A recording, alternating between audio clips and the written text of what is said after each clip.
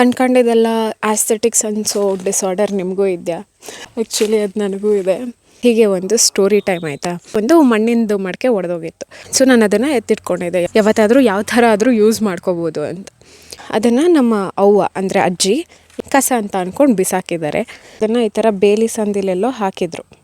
ಅದನ್ನು ನಾನು ಇವಾಗ ಎತ್ತಿಟ್ಕೊಂಡು ಮೇಲ್ಗಡೆ ಬರುತ್ತಲ್ಲ ಅದು ಕಂಠ, ಆ ಪಾರ್ಟ್ನ ಇಟ್ಕೊಂಡು ಒಲೆ ಮಾಡ್ಕೊಂಡಿದ್ದೀನಿ. ಇನ್ನು ಮಿಕ್ಕಿದ ಪಾರ್ಟ್ನ ಎತ್ತಿಟ್ಕೊಂಡು ಏನಾದರೂ ಯೂಸ್ ಮಾಡೋಣ ಅಂತ ತೊಗೊಂಡು ಬಂದಿದ್ದೀನಿ.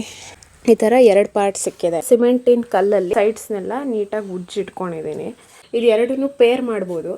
ಸೊ ಎಲ್ಲ ರೆಡಿ ಇಟ್ಕೊಂಡಿದ್ದೀನಿ. ಪೇಂಟ್ ಇದೆ, ಬ್ರಷಸ್ ಇದೆ, ಪೇಂಟ್ ಮಾಡಬೇಕಾಗಿರುವಂಥ ಪೀಸಸ್. ಆ್ಯಕ್ಚುಲಿ ಹೇಳ್ಬೋದು ಇವಾಗ ಒಡೆದೋಗಿರೋದನ್ನ ಮನೇಲಿ ಇಟ್ಕೋಬಾರ್ದು ಅಥವಾ ಹಾಗೆ ಹೀಗೆ ಅಂತ.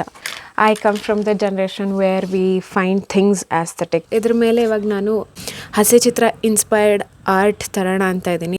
ಸೊ ಯಾರ್ಯಾರಿಗೆ ಹಸೆ ಚಿತ್ರ ಅಂದರೆ ಗೊತ್ತಿಲ್ಲ, ಮಲೆನಾಡಿನ ಜನಪದ ಕಲೆ, ಒಂದು ಫೋಕ್ ಆರ್ಟ್ ಫಾರ್ಮ್ ಇದು. ಮತ್ತು ವರ್ಲಿ ಆರ್ಟ್ ಸ್ವಲ್ಪ ಸಿಮಿಲರ್ ಬರುತ್ತೆ, ಬಟ್ ನಾಟ್ ಸೇಮ್.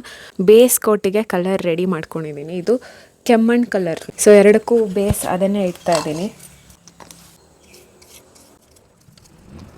ಅಲ್ಲಿ ನೋಡಿ ಮಸ್ತ್ ಸನ್ಸೆಟ್ ಆಗ್ತಾ ಇದೆ. ಸನ್ಸೆಟ್ ಎಂಜಾಯ್ ಮಾಡ್ತಾ ಪೇಂಟ್ ಮಾಡ್ತಾ ಕೂತಿದ್ದೀನಿ. ಜಾಗ ಚೇಂಜ್ ಮಾಡೋಣ, ಸೊಳ್ಳೆ ಕಚ್ತಾ ಇದೆ. ಸೊ ಒಂದು ಕೋಟ್ ಪೇಂಟಿಂಗ್ ಆಗಿದೆ. ನನಗೊಂದು ಸ್ವಲ್ಪ ಕೆಮ್ಮಣ್ಣು ಕಲರ್ ಬೇಕಿತ್ತು, ಬಟ್ ಇನ್ನೊಂದು ಕೋಟ್ ಹೊಡೆಯುವ ಅಂತ ಆರಾಮಾಗಿದ್ದೀನಿ. ಸೊ ಎರಡರಲ್ಲೂ ಒಂದೊಂದು ಕೋಟ್ ಆಗಿದೆ. ಬ್ರಿಕ್ ರೆಡ್ ಅಂತಾರಲ್ಲ ಆ ಕಲರ್ ನೋಡಿ, ಡಿಫ್ರೆನ್ಸ್ ಇದೆ. ಒಂಚೂರು ಅನಿಸ್ತಾ ಇದೆ ಬ್ರಿಕ್ ರೆಡ್ ಅಂತ. ಬೆಳಗ್ಗೆನೇ ನೋಡಬೇಕು. ಅದಕ್ಕೆ ಕಲರ್ ಇನ್ನೊಂದು ಚಿಕ್ಕ ಪಾರ್ಟ್ ಆಫ್ ಮಡಕೆ ಇದ್ರ ಮೇಲೆ ನೆಕ್ಸ್ಟ್ ಚಿತ್ರ ಹಾಕೋದು. ನೋಡುವ ಹೇಗೆ ಬರುತ್ತಂತ.